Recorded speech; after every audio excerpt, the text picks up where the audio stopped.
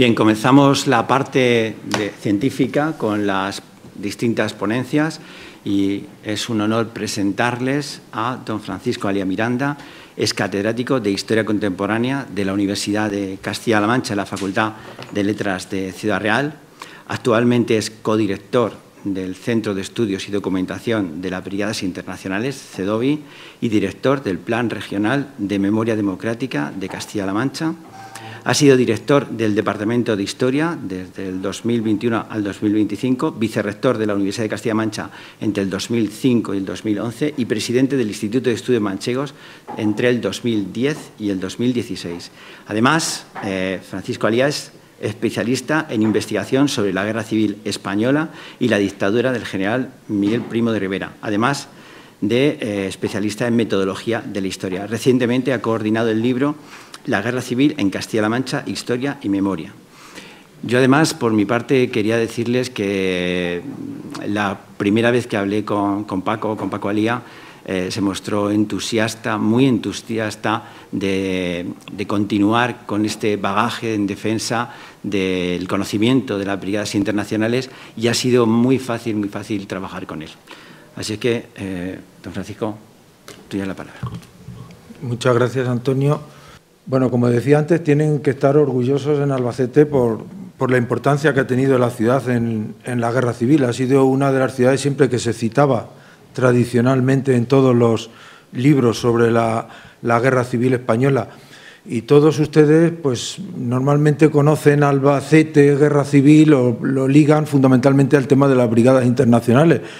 Hay más aspectos también interesantes de Albacete en la Guerra Civil Española. Yo les voy a hablar, solo mencionar otros dos que desde mi punto de vista son importantes. Fíjense, el primero de ellos en la propia sublevación militar o el golpe de Estado del 18-19 de julio.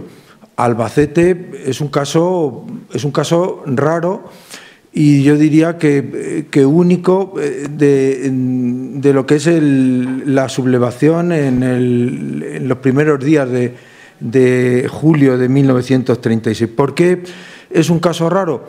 Pues fundamentalmente porque es el lugar de toda España donde se alzan los golpistas y donde más tiempo dura el golpe de Estado. Una semana entera está Albacete alzada en armas contra el gobierno de la República. Una semana. En todos los demás sitios hubo 41 sublevaciones o golpes de Estado en las capitales españolas, 41. En 30 triunfaron los golpistas, en 11 fracasaron.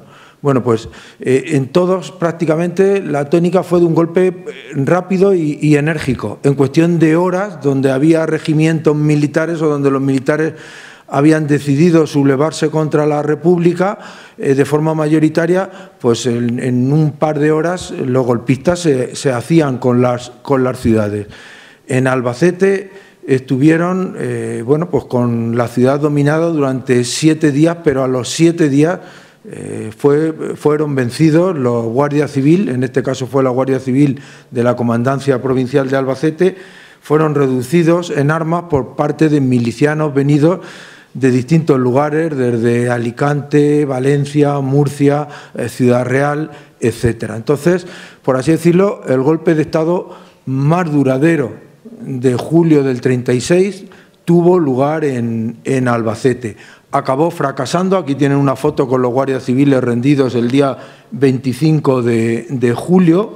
El jefe de la comandancia de la Guardia Civil acabó suicidándose, pero no fue tampoco el único caso en donde fueron derrotados los golpistas. También en Castilla-La Mancha, aquí les traigo un mapa, hubo golpe de Estado en Toledo, en Guadalajara y en Albacete. En los tres fracasaron los golpistas y Castilla-La Mancha en todas sus capitales a finales de julio pertenecía a la República. La República había sabido dominar las capitales de las 5 provincias de Castilla-La Mancha.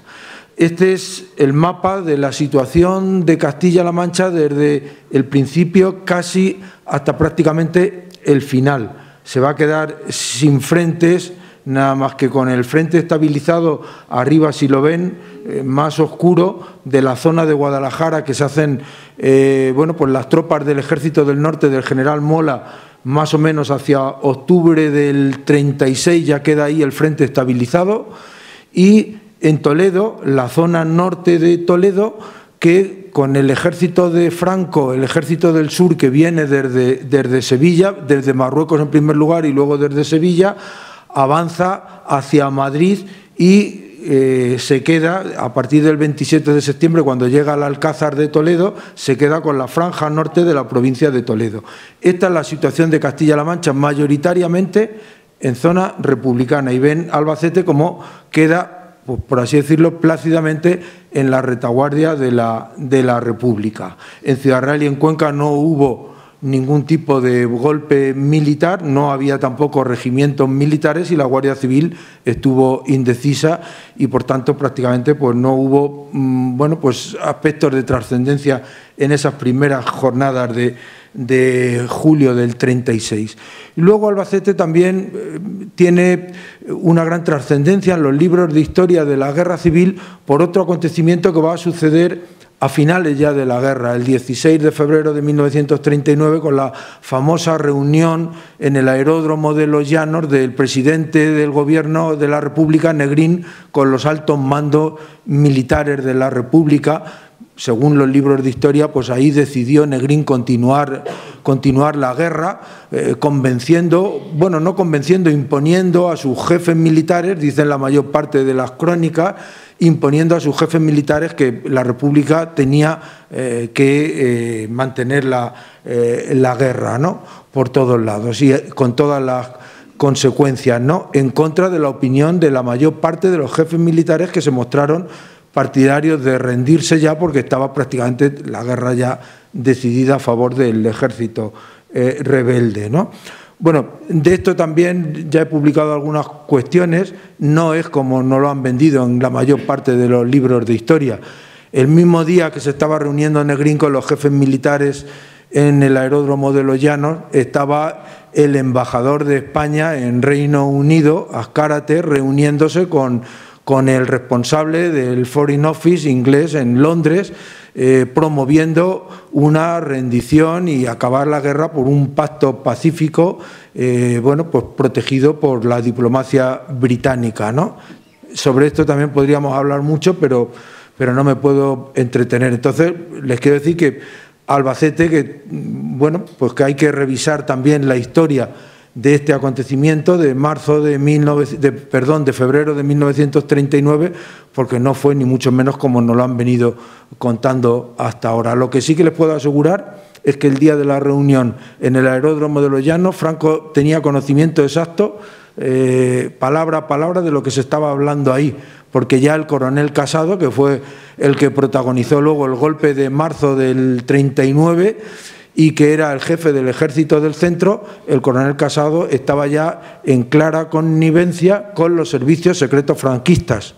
Por tanto, fíjense ustedes cómo acabó la guerra para la República. Pero bueno, vamos al tema que nos preocupa fundamentalmente. El tercer aspecto por el que Albacete es importante, el que más saben ustedes, el de las brigadas internacionales que tuvieron una relevancia importante. El 14 de octubre de 1936, hoy justo hace 89 años, pues estaban viniendo los primeros brigadistas a la ciudad de Albacete. Los primeros se incorporaron por la mañana y por la tarde ya desfilaron por las calles de Albacete engalanadas para la ocasión y, bueno, con la mayor parte de los ciudadanos de Albacete pues mostrando su satisfacción y su alegría por la llegada de estos voluntarios de buena parte del mundo, ¿no? Decirles que a la semana siguiente se tuvieron que diseminar, como viene en este mapa, los principales servicios y unidades de la brigada por distintas poblaciones de la provincia, porque ya prácticamente no cabían en la capital. Y la base de las brigadas internacionales se fue ensanchando hacia distintos pueblos de la provincia, incluso algunos servicios se pusieron en otras provincias, porque cada vez iban llegando más brigadistas. La base de la brigada, la principal función que tenían era recibir a los voluntarios internacionales, adiestrarlos e incorporarlos luego hacia los frentes de batalla. El bautismo de fuego de las brigadas internacionales tuvo lugar en el Frente de Madrid, en la Casa de Campo, el 9 de noviembre de 1936. ¿Por qué eligieron Albacete para sede de las brigadas internacionales? Esto es muy conocido, fundamentalmente pues porque era una ciudad, por así decirlo, cómodamente instalada en la retaguardia republicana, no había frentes, luego por tanto el objetivo básico se podía cumplir con claridad. Otra de las razones es que era un lugar muy bien comunicado entre Madrid y Valencia, entre la capital y la zona del Mediterráneo, por tierra y fundamentalmente también por ferrocarril. Otra de las razones es que era una zona agrícola importante y ganadera, y las tropas, el ejército, iba a necesitar de todos los recursos posibles para mantener pues una guerra que no se sabía cuánto iba a durar. También era una ciudad y una provincia llana, con lo cual se facilitaba la instrucción militar. Y luego hay otra razón que para mí es fundamental y que pasa en muchos libros por ahí de refilón, que es que en Albacete había pocos anarquistas, porque les tengo que decir que uno de los principales enemigos de las brigadas internacionales fueron los anarquistas, y vamos a empezar luego a ver algunas rencillas entre unos y entre otros. Eso fue también determinante para elegir Albacete como sede de las brigadas internacionales. Aquí ven una fotografía con la llegada de internacionales. Aquí en este cuadro aparece una relación de lo que es la base de las brigadas internacionales de Albacete con todo su burocracia, por así decirlo, fija y establecida. Son 579 efectivos los que había en enero de 1937. Fíjense que es una estructura organizativa bastante sólida y bastante importante, ¿no? Y que bueno, si luego sumamos todo lo que eran los voluntarios, pues hace unas cifras fundamentales, ¿no? Y que luego Alba nos va a explicar el jueves, pues cómo incide todo este incremento de población más la llegada de refugiados en lo que es la vida cotidiana de la ciudad. Fíjense también un dato muy conocido, ¿no? Estos son los efectivos de las brigadas internacionales por nacionalidades. Vinieron en torno a unos 32.200 brigadistas de 53 países del mundo. Era una cifra importante, ¿no? Eran jóvenes impulsivos, jóvenes comprometidos, que principalmente, yo creo que por lo que se alistaron fue fundamentalmente para luchar contra el fascismo. Esto es lo que declaraban la mayoría de ellos. Eran jóvenes que dejaron sus hogares, sus trabajos, sus países por venirse a una guerra incierta, pero era la primera guerra contra el fascismo, y la mayor parte opinaban que tenían que parar ya a Hitler y a Mussolini en España, que si aquí no lo lograban parar, pues que luego ya iba a ser irremediable el destrozo, ¿no? Como luego se demostraría con la Segunda Guerra Mundial, ¿no? Bueno, jóvenes impulsivos, más o menos una edad media de en torno a 28 años, un buen porcentaje solteros, en torno a un 80%, mayoritariamente pertenecientes a la clase trabajadora, en torno a un 95% en los países donde más se ha estudiado, en Suecia, en Estados Unidos, y la mayor parte, en torno a un 75, un 85%, afiliados al Partido Comunista. Esto también es importante para que vayan anotando y luego vayamos viendo las consecuencias de unas cosas y de otras. Desde el principio todo el mundo percibía que eran pues unas unidades militares forjadas por el comunismo internacional pues para luchar por los intereses de la estrategia de las relaciones internacionales, de la Comintern o de la Internacional Comunista y de la URSS. Esto yo creo que es importante decirlo, aunque luego iremos matizando, ¿no? Bueno, también tengo que decir, con todas estas cifras, algún especialista en historia militar, que yo no lo soy al nivel que puede ser el profesor, por ejemplo, Puel de la Villa, coronel y profesor. Este viene a relativizar también la importancia de las brigadas. Tampoco podemos pensar que porque estemos en Albacete tenemos que decir que todo era fenomenal y que todo fue fundamental. Puel de la Villa viene a decir que bueno, no fueron tan determinantes en la mayor parte de operaciones militares de la guerra y que sus efectivos tampoco fueron tan cuantiosos, porque él viene a decir que no hubo más de 18.000 brigadistas simultáneamente luchando en España, claro, frente a los 100 y pico mil que tenía a disposición Franco y el ejército rebelde, pues relativamente poco, pero también en comparación con el ejército de la República. El ejército de la República llegó a tener en torno a unos 750.000 efectivos, por tanto, porcentualmente es un porcentaje bajo. Tampoco eran gente muy adiestrada. El propio Andrés Martín, jefe de la base de Albacete, se quejaba constantemente de que la mayor parte venían sin ningún tipo de adiestramiento ni de por así decirlo, experiencia militar, porque al principio se pedían que si hubieran participado en la Primera Guerra Mundial, que si hubieran participado en otros conflictos. La mayor parte venían bueno, pues por un arrebato impulsivo que se apuntaban y se venían a España a luchar, ¿no? Sin medir, yo creo, que las consecuencias a largo plazo que podía esto tener, ¿no? Se formaron 7 brigadas internacionales. El Ejército Popular de la República tuvo un total de 137 brigadas mixtas. Por tanto, tampoco numéricamente fue algo fundamental.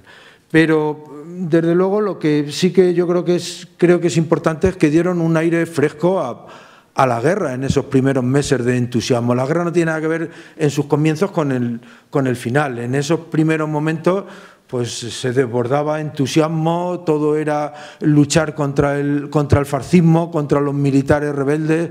En todos los pueblos había centros de reclutamiento, se apuntaban voluntarios, etcétera, etcétera. Conforme va a ir pasando la guerra, todo ese entusiasmo va a ir decayendo y toda la gente, si se puede ir escondiendo, se va a ir escondiendo o desertando, ¿no?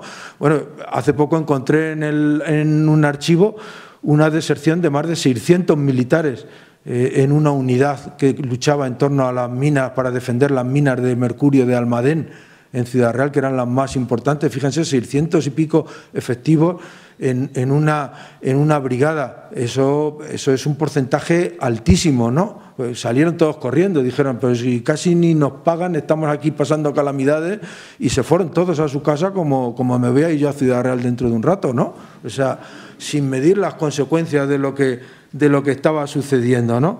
Pues esto es un poco algo que tenemos que tener en cuenta, de ese entusiasmo inicial que se fue apagando, y luego incidiremos o explicaré por qué se fue apagando ese entusiasmo primero, que hay muchas causas y no solamente militares. Bueno, estos jóvenes, bueno, aquí tenemos un mapa que refleja la situación después de que las brigadas salen de Albacete. La base de la brigada de Albacete, los últimos efectivos salen en tren el 15 de abril de 1938 y se establece la base en Barcelona. ¿Por qué sale la base de Albacete? Pues fundamentalmente por una cuestión de estrategia militar. Franco prácticamente está a punto de romper las dos líneas, como se ven en este mapa, el territorio republicano en dos mitades. Por Vinaroz es por donde al final entra el ejército de Franco en el Mediterráneo, y el territorio republicano, ya si iba mal la guerra, todavía empieza a ir peor, porque queda dividido su exiguo territorio en dos partes. La parte de Cataluña, pegada a la frontera francesa, y la parte del centro, Levante, y del sureste de Andalucía, que es, bueno, pues donde prácticamente pues se queda casi sin fuerzas militares, casi sin burocracia política y casi sin defensa militar. Se va a ir quedando poco a poco. Pero esto es por lo que sale la base de Albacete, porque el ejército de la República no podía permitir que algo tan importante como las brigadas internacionales se quedaran aisladas en la zona del centro de la República. Tenían que irse hacia Cataluña, porque Cataluña tenía un fácil acceso hacia Francia, y ahí ya estaban todas las autoridades políticas y militares importantes. Esta es la razón fundamental por la cual salen de Albacete la brigada. Si tardan un par de días más, se quedan los brigadistas colgados prácticamente en este territorio y prácticamente casi sin funciones, porque la mayor parte del frente se fue hacia Cataluña, con la batalla del Ebro en primer lugar y luego con la ofensiva sobre Cataluña que se inició el 23 de diciembre de 1938. Entonces fue una decisión que tuvieron que tomar rápido y que yo creo que fue tremendamente acertada. Esta es la imagen también muy conocida del recibimiento de los primeros brigadistas en Albacete. Este es el recibimiento en Madrid, el día antes de su bautismo de fuego, en la Gran Vía. Y esta es, por ejemplo, los desfiles en Barcelona. Eran héroes. El pueblo español estaba profundamente agradecido porque dejaban todo, muchos hasta su juventud, por venir a luchar en un país que muchos de ellos no sabían hasta entonces ni dónde se situaba, ¿no? Entonces, el pueblo español mostró pues un entusiasmo desbordante en torno a las brigadas internacionales.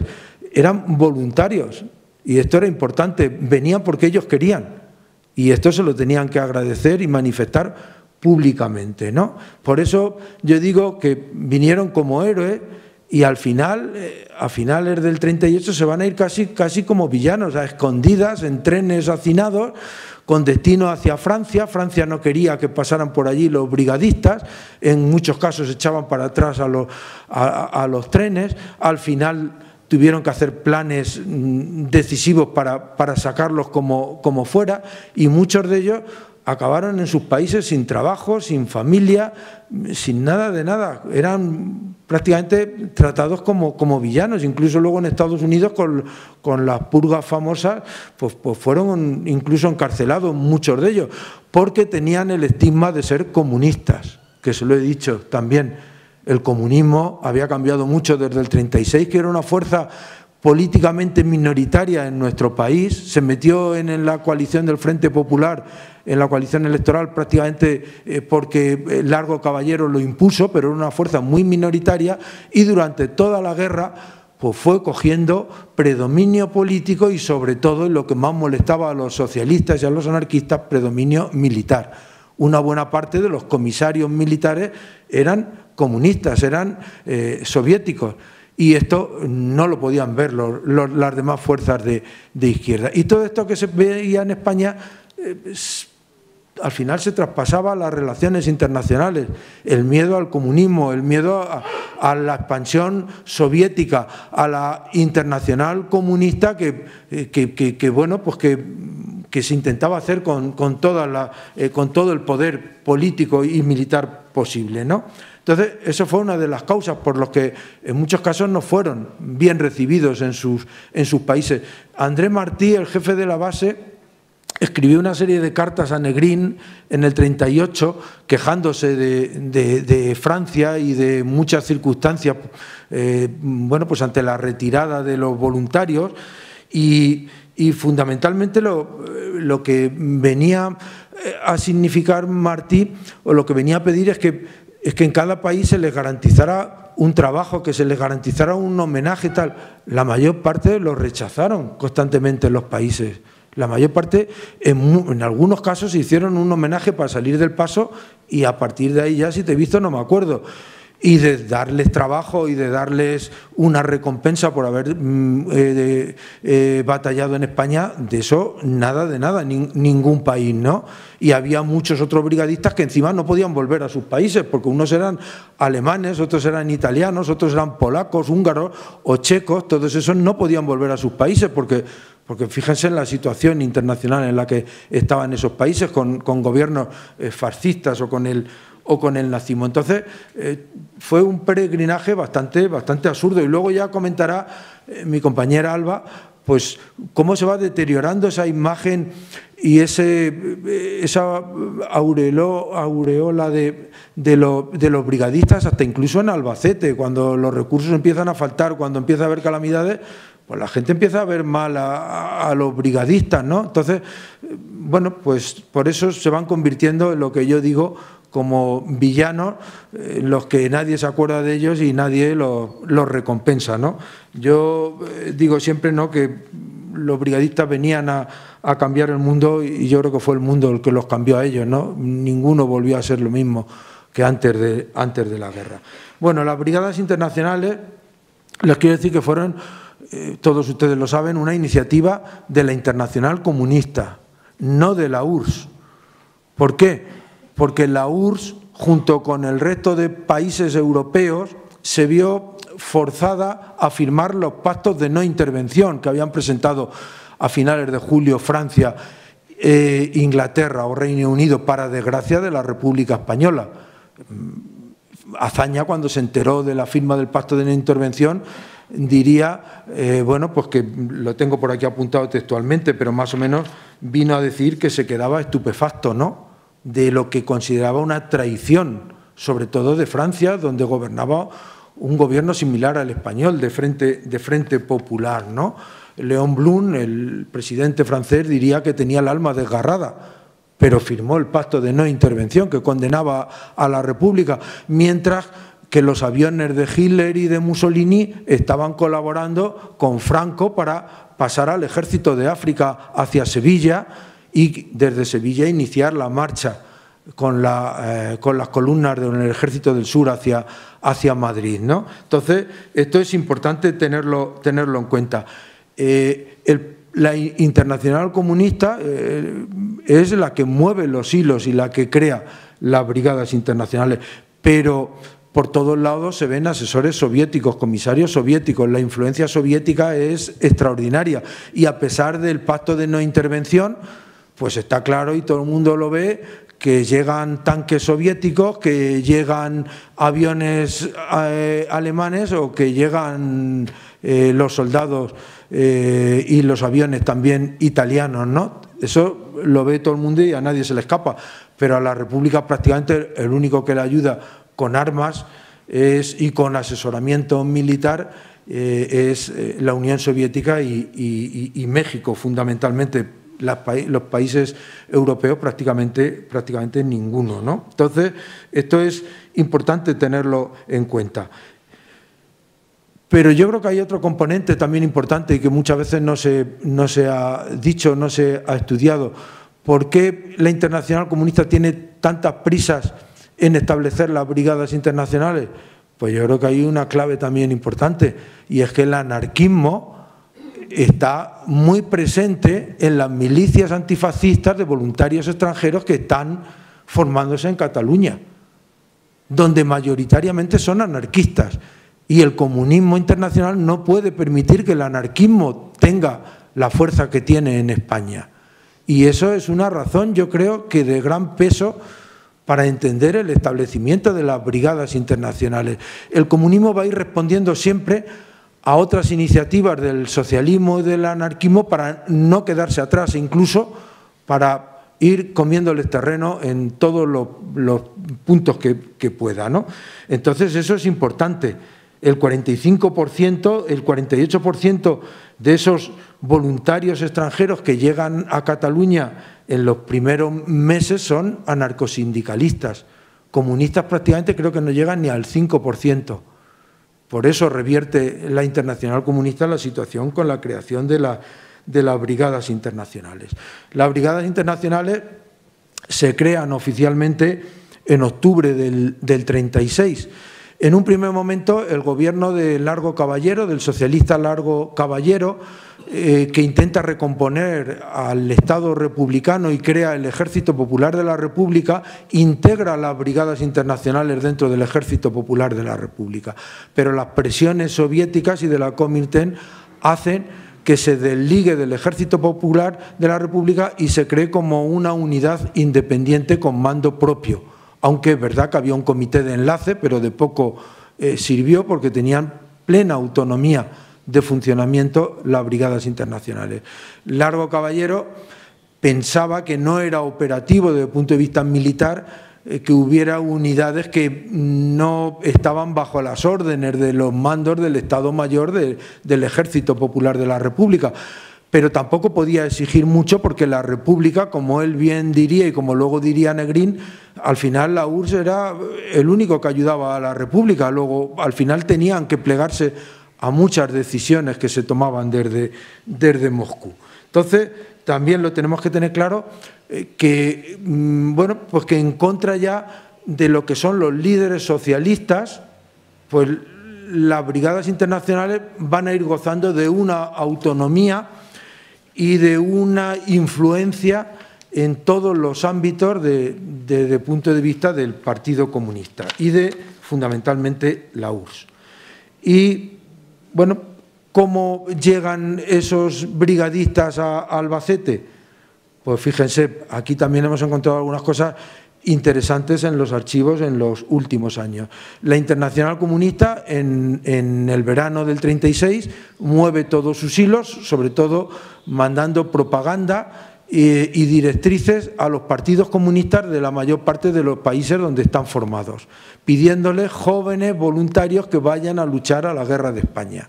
Los prometen hasta una comida digna, sueldos desorbitados, los permisos bien retribuidos y muchas cosas que venían en la propaganda que luego, por supuesto, no se cumplieron y que los brigadistas no perdonaban a partir de cuando empezaron a ir mal las cosas, sobre todo en el año 37. Bueno, hubo 50 centros de reclutamiento en Francia, los principales estaban en París.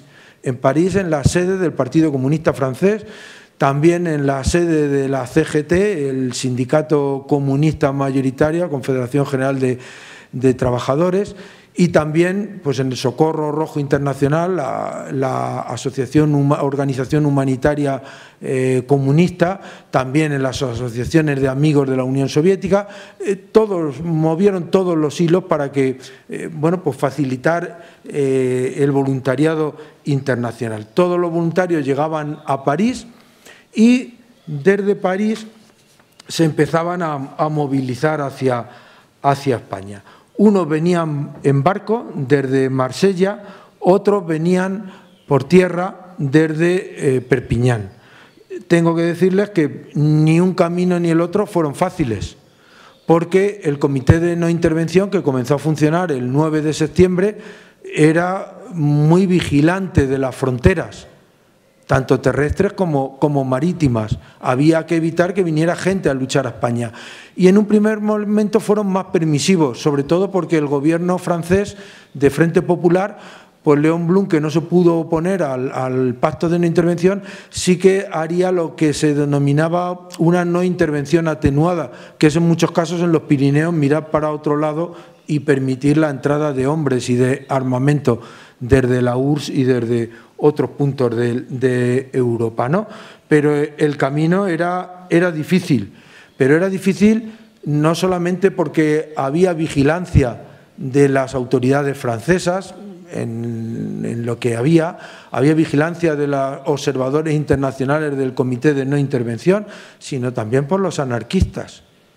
Abad de Santillán lo cuenta en su memoria, el líder anarquista, que nos opusimos a la constitución de esa brigada y dimos órdenes a los delegados de frontera para que no permitiesen el paso de esos voluntarios. Lo que necesitábamos eran armas, no hombres.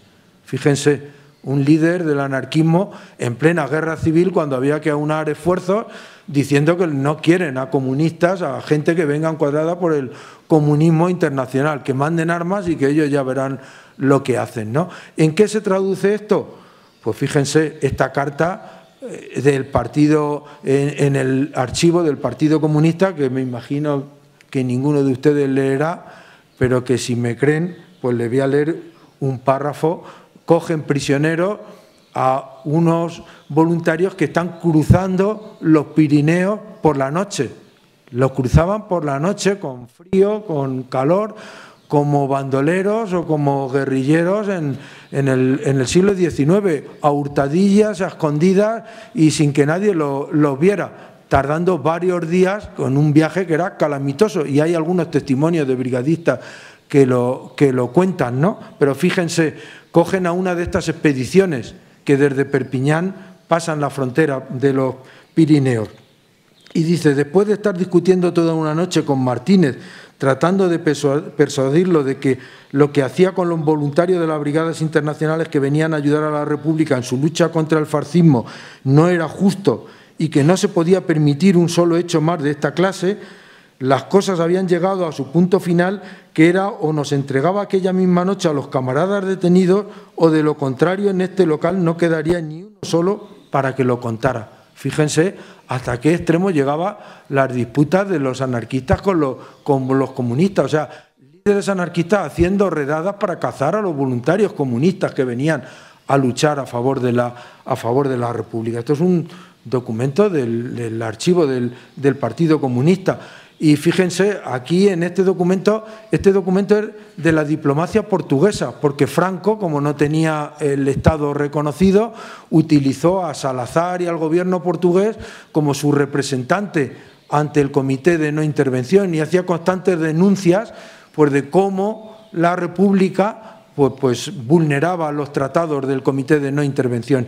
Y aquí le daba detalladamente los pasos y los itinerarios por donde los brigadistas cruzaban los Pirineos. Aquí al final se ven 5 itinerarios por donde van cruzando a escondidas y a hurtadillas estos brigadistas.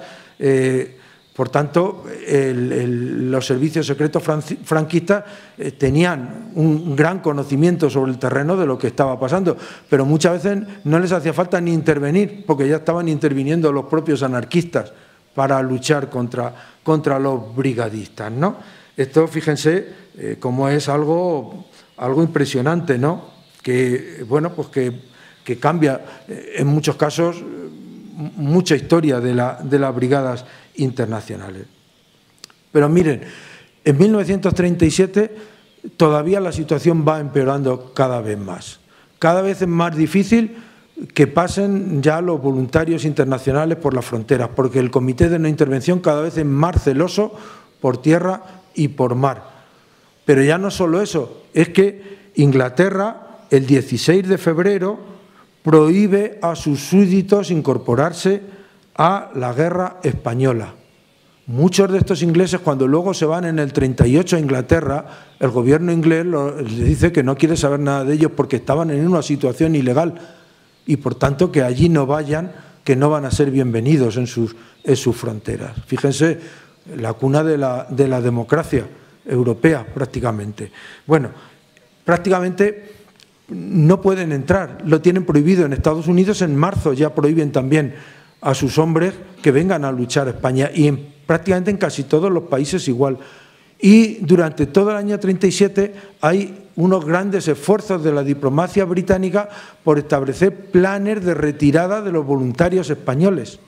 No quieren nada más que se retiren todos los voluntarios, porque Inglaterra, que es la diplomacia del apaciguamiento, lo que no quiere es que la guerra española se convierta en un conflicto internacional, que se queden los españoles luchando entre sí, pero que esto no vaya a más. Y por tanto, que no vengan de fuera, porque todo esto se puede ir complicando cada vez más, ¿no? Entonces, esto es un aspecto que hay que tener en cuenta. Pero también es importante, en el 37, no solamente esta vigilancia extrema del Comité de No Intervención, también es importante que la guerra cada vez empieza a ir peor a la República. Y la guerra, bueno, pues Guadalajara en marzo del 37 marca el cenit, dicen todos los libros de historia, de la lucha de los brigadistas. Efectivamente, tienen una importancia destacadísima en la victoria en Guadalajara, los brigadistas internacionales.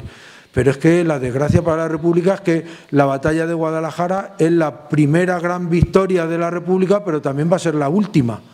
Entonces, aquí se acaba prácticamente la guerra militar para la República.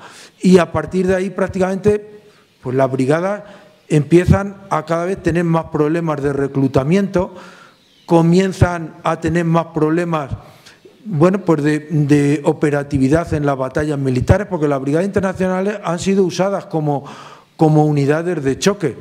en primera línea. ¿A quién se mandaba en la primera línea en el frente de la Casa de Campo o en Guadalajara? A los brigadistas. Bueno, son de por ahí, pues venga, los primeros a luchar, ¿no? Entonces, caían como moscas, si me permiten la palabra. Fíjense, tan solo de todos los brigadistas que vinieron a España, el 7,3% salieron indemnes de la guerra española.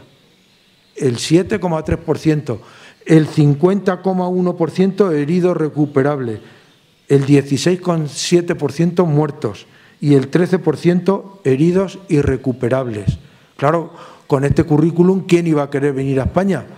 Surgía el temor por todo el mundo que allí mueren como chinches en España, ¿no? Aparte de eso, encima la situación no es fácil de entrar y luego es ilegal en tu propio país que vengas a luchar aquí, pues ya tienen ustedes casi todos los componentes para venir a luchar. Entonces, las brigadas fueron perdiendo atractivos, fueron perdiendo efectivos, se fue aumentando el derrotismo, la desmoralización, se fueron aumentando las deserciones, un 12,9% de desertores en las brigadas internacionales en este año y en el 38.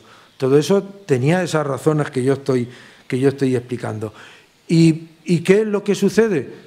Pues las brigadas internacionales en septiembre del 37 se españolizan, se integran dentro del Ejército Popular de la República.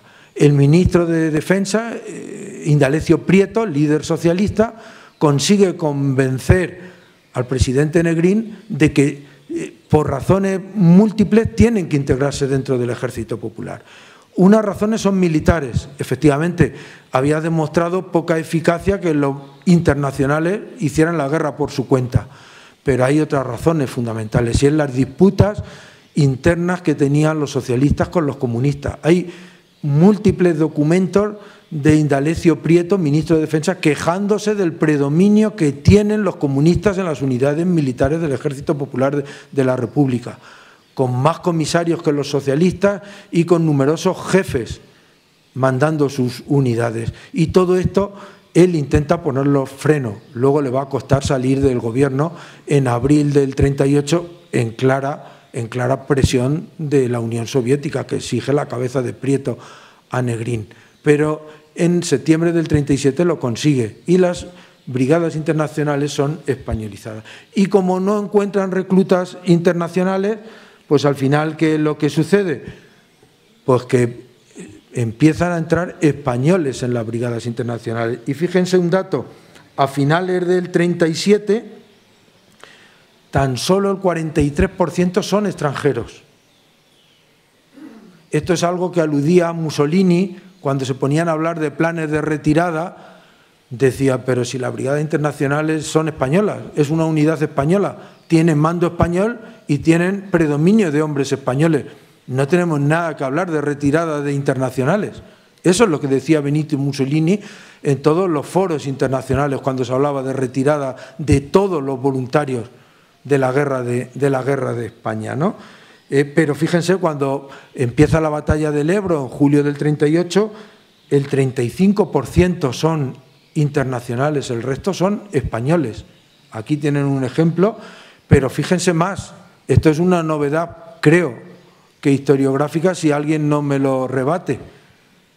He encontrado varios contratos de oficiales extranjeros a sueldo en las brigadas internacionales, lo que podríamos decir mercenarios, trabajando para las brigadas internacionales. Ante la falta de mando, ante la falta de hombres, pues la República paga. Y aquí tenemos el contrato de un coronel, el contrato de un oficial y algunos más. Esto no lo he visto en ningún libro de las brigadas internacionales. Esto es una muestra de esa, por así decirlo, decadencia internacional de las brigadas, ¿no? Como al final se van españolizando y se van haciendo pues cada vez un cuerpo más mercenario porque no tienen otra solución, porque están asfixiadas en su propia existencia, ¿no?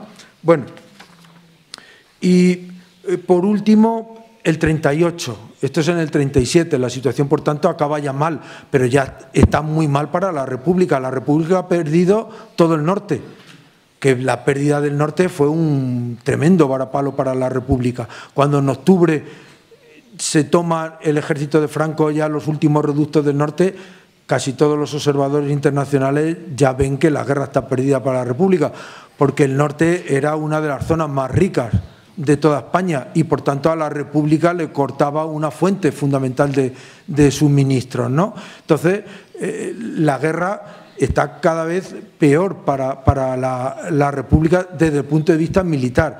También desde el punto de vista político, pues los enfrentamientos entre los comunistas, los socialistas, los anarquistas, pues cada vez son más evidentes en muchas cuestiones, como las colectivizaciones agrarias o incluso como en el ejército, ¿no? Pero llega 1938 y ¿qué sucede? Pues internacionalmente, porque yo creo que el tema de la brigada se mueve más en la esfera internacional que lo que sucede muchas veces en España. Internacionalmente todo el mundo quiere acabar con la guerra española cuanto antes, porque Inglaterra ya sabe que poco puede hacer. De todas maneras, Inglaterra, les digo, porque no se lo he dicho antes, que Inglaterra con esa política de apaciguamiento también tenía una cosa mucho más clara, muy clara, y es que temía como nadie a Largo Caballero y a lo que podría significar una revolución española, ¿no? Temía al comunismo internacional. Yo creo que temía más a la URSS y a Largo Caballero que a Hitler y a Mussolini juntos, ¿no? Con Mussolini andaba ahí de tratado en tratado y iba pasando los meses, ¿no? Pero Inglaterra, que era por así decirlo, la potencia internacional que llevaba las riendas de las relaciones internacionales, quería acabar con la guerra cuanto antes, como fuera y donde fuera. Y ahora veremos los demás países. Y el 5 de julio del 38 presenta un plan de retirada de los voluntarios internacionales ante el Comité de No Intervención. El Comité de No Intervención lo aprueba y se lo pasa al Gobierno de la República y a las autoridades de Franco para ver si lo validan. Y que en este plan lo que se dice es que todos los voluntarios internacionales tienen que salir de España, con el fin de evitar cualquier contagio internacional e ir dejando la guerra civil española pues asfixiándose, porque ya la República tenía poco que hacer, ¿no? Bueno, este plan es aceptado por la República y lo dice el memorándum de la República en su aceptación. Lo único que dice, dejando bien establecida desde un principio la diferencia esencial e innegable entre los componentes de los ejércitos de invasión que han venido y siguen viniendo a España por mandato de sus gobiernos para servir sus fines de dominio e intervención, y los únicos verdaderos voluntarios enrolados libre y espontáneamente bajo la bandera de la República por motivos enteramente opuestos.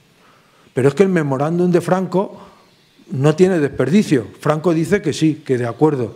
Claro, Franco tenía que dar una imagen ante Inglaterra pues de hombre moderado, hombre cercano a las potencias europeas también, bueno, que no creara grandes conflictos su alianza y su amistad con Hitler y Mussolini, y Franco acepta, pero bajo una condición, y viene a decir que se retiren 10.000 voluntarios por cada bando. Esto es lo que viene a decir Franco. Dice, ¿por qué? Lo explica. En primer lugar, porque dice la República ha naturalizado a la mayor parte de voluntarios internacionales, o sea, les ha ido dando la nacionalidad española desde el mes de julio del 36. La segunda razón que dice, porque están todos en los frentes y va a ser muy difícil contarlos. Entonces, que salgan 10.000 de cada bando y ya está la retirada internacional. Eso es una tomadura de pelo. Se estima más o menos en 12.000 y pico por entonces los internacionales que había luchando a favor de la República, mientras que en el bando franquista estaban 100.000 más 70.000 moros. O sea que fíjense lo que suponía la retirada o la trampa de la propuesta franquista ante el Comité de No Intervención. Pero bueno, Franco había dicho que sí. Luego, ¿cómo salían del atolladero? Pues al final fue la Italia de Mussolini nuevamente la que hacía un favor a Franco. Y la Italia de Mussolini decía que boicoteaba ese plan en una sencilla razón, hasta que en un plazo de 15 días después de la instalación de un gobierno nacional debidamente reconocido por las potencias firmantes del Tratado de Nyon no se ejecute. O sea, que ligaba la retirada de voluntarios a que se cambiara el gobierno de la República por un gobierno nacional debidamente reconocido por las potencias extranjeras. Fíjense, esto era pues, prácticamente el boicot de Italia al plan de retirada que había fracasado. Y ya voy acabando. Fíjense, este es el anuncio unilateral de Negrín ante el fracaso de la diplomacia extranjera. El 21 de septiembre, ante la Sociedad de Naciones, Negrín anuncia la retirada de los voluntarios que están luchando por la República Española. Unilateral, sin esperar a lo que haga ya Franco ni nada. ¿Qué es lo que está sucediendo? Pues Negrín piensa y es consciente ya de que la guerra prácticamente está perdida y que hay que acabar cuanto antes, y que además los internacionales ya no son decisivos.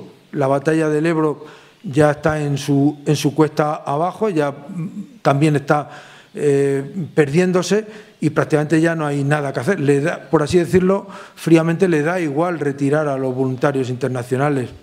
Se va a perder el Ebro tarde o temprano, ¿no? Entonces, pues quiere granjearse las simpatías internacionales y que, bueno, pues que Inglaterra, como Negrín ha retirado a los voluntarios, que fuerce a Franco a retirar también a sus voluntarios. Esto no lo va a hacer nunca, Franco, ¿no? Y, bueno, pues decirles que este anuncio de la retirada, yo siempre me tenía un poco mosca de decir, no me lo creo yo exactamente qué pasó ahí. He intentado buscar la posición de Negrín verdadera y no he encontrado ni un documento donde se sincere qué es lo que pasó ahí. Pero he encontrado el testimonio de alguien que fue líder del socialismo y que estuvo aquí en Albacete de gobernador civil, que fue Martínez Amutio, y habla solamente, dice, la presión y chantaje sobre Negrín cuando se resistía a la retirada de las brigadas internacionales. No dice más, pero esto es lo que yo quería escuchar, porque yo estaba convencido que Negrín por sí mismo no hubiera decidido esa retirada de la brigada. ¿Qué es lo que había sucedido?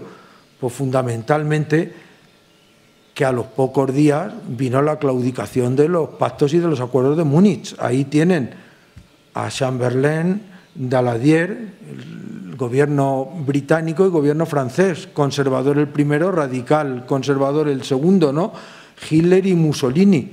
Las democracias europeas se inclinan ante las apetencias de Hitler y le dan los sudetes en Checoslovaquia. Ya todo el mundo sabe, y el propio Negrín, que la República ya no tiene nada que hacer. Si las democracias europeas claudican ante Hitler ahí, ¿qué van a ayudar a España en un futuro? Ninguno. Entonces, está vendida la República no solo por las democracias europeas, es que también va a estar vendida por la Internacional Comunista. Hemos visto la sesión, se lo digo exactamente, del 27 de agosto del 38, donde la Comintern decide comunicar a los dirigentes españoles la retirada de las brigadas internacionales. O sea, que nos han estado vendiendo siempre de que el 21 de septiembre se decide la retirada de la brigada internacional. Esta ya se había decidido en agosto por parte de quien las había mandado, que era la Internacional Comunista. ¿Lo entienden? ¿Qué es lo que había sucedido? Y fíjense más todavía, una carta de Martí a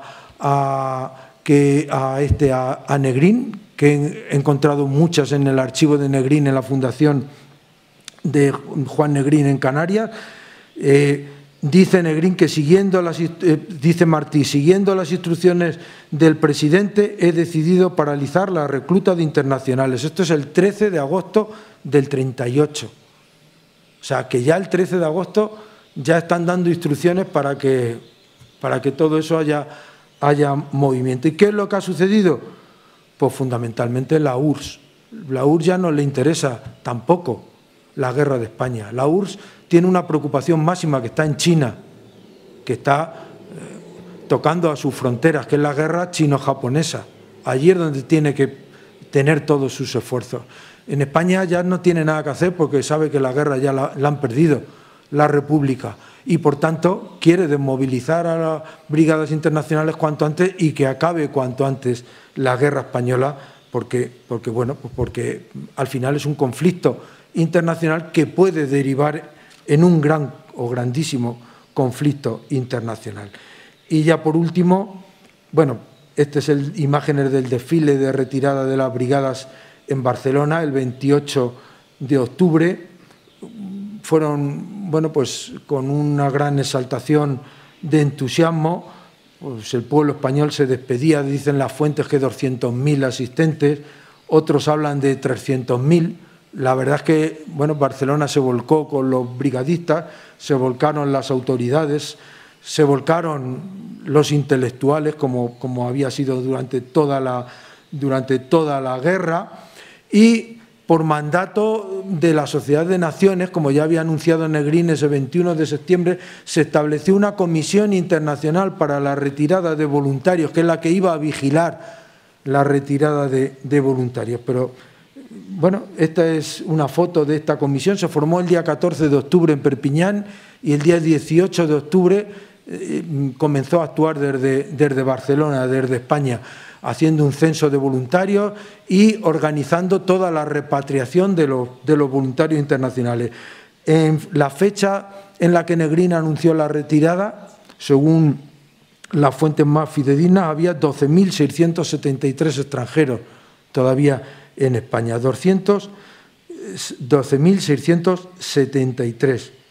Fíjense, desde el 18 de octubre, cuando comenzó a operar la Comisión Internacional, hasta enero del 39, que emiten el informe final, la Comisión Internacional se encarga de la repatriación de 4.640 internacionales de 29 nacionalidades. 4.640. Pero a mí lo que más me choca y lo que tengo que reflexionar, pensar y buscar es que entre septiembre y entre el 18 de octubre se repatrian a 5.654, o sea, a más. Cuando Negrín, en un mandato ante la Sociedad de Naciones, anuncia la retirada y que va a ser una comisión internacional la que vele por la retirada de los voluntarios, antes de que empiece la labor de la Comisión Internacional, ha retirado más efectivos de España deprisa y corriendo y en muy malas condiciones que lo que luego va a hacer la Comisión Internacional. A mí me quedan muchas dudas de qué ha pasado ahí. Bueno, total, hasta enero del 39 han salido 10.294 voluntarios internacionales, el 81,22%. Este es el plan de retirada y esto es la tabla con los 4.640 que retira la Comisión Internacional. El resto van a permanecer en España, unos porque se han casado en España, otros porque están a gusto en España y no quieren volver a sus países, otros porque temen volver a sus países y otros muchos porque no pueden volver a sus países. La mayor parte de italianos, de alemanes, de húngaros, de checos, de polacos no pueden volver a sus países. Entonces se quedan luchando en unidades españolas hasta el final de la guerra. Esta es pues la triste repatriación de las brigadas internacionales, ya les he dicho, en muy malas condiciones. Martí se quejaba constantemente de los boicots de las autoridades francesas, pues del cierre de fronteras de la mayor parte de países, de la negativa de los gobiernos a ayudar a los que llegaban y prácticamente la única satisfacción que muestra Martí en estas cartas a Negrín es la ayuda de los sindicatos, del laborismo, fundamentalmente en Inglaterra, ayudando a los internacionales que vienen de España y en algunos otros países, pero poco más, mucha decepción, mucha incertidumbre y muy malas maneras con estos pobres, por así decirlo, pobres que habían venido a España a dejar su vida y a luchar por un mundo mejor y que al final se iban muchos desengañados pero no solo por ellos mismos, sino desengañados de las cuestiones políticas, tanto internas que habían podido vivir en sus propias unidades militares, como a nivel de la estrategia política de las relaciones internacionales, ¿no? Y ya acabo, esto ya es casi anecdótico, pero bueno, porque vean un poco hasta alguna cuestión curiosa. Para que vean una cuestión curiosa, ¿no? Fíjense, esto es un informe del SIM. ¿Saben lo que era el SIM? Los Servicios de Inteligencia Militar de la República. Bueno, pues en estos informes denuncian a los miembros de la Comisión Internacional para la Retirada de Voluntarios de blanqueo de capitales y de evasión de capitales. Fíjense, España no tiene remedio. Fíjense ustedes, una comisión internacional con inmunidad diplomática, que venían con inmunidad diplomática a España y son denunciados por los agentes del SIN por evasión de capitales. Y lo denuncian en este escrito al Ministerio, les vienen a decir que están haciendo prácticas abusivas, que van a Perpiñán, porque tienen mucha relación en Perpiñán para comprar víveres y para suministrarse de víveres, y que cambian pesetas en Perpiñán porque en Francia estaban mucho más baratas y las revendían en España. Y hablan de la cantidad de 20.000 pesetas, que en esa época era una buena cifra.